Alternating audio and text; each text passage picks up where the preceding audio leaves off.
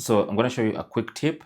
If you find that your Windows computer or laptop or PC, whatever it is not connecting to Bluetooth devices, or you're trying to search Bluetooth devices to pair to, and they're not getting detected, that could be because your list of Bluetooth devices connected to your laptop is too long and your computer cannot accommodate any more Bluetooth devices. So what you need to do is go into settings. So click on the start button and go to settings. Under settings, I'm just going to come here and click on Bluetooth and devices, and then go to view more devices. And here you'll see a list of all the devices that are paired to your PC or laptop. So what you need to do is go and use and pair devices you've never connected to, or you're not using recently, or you no longer own.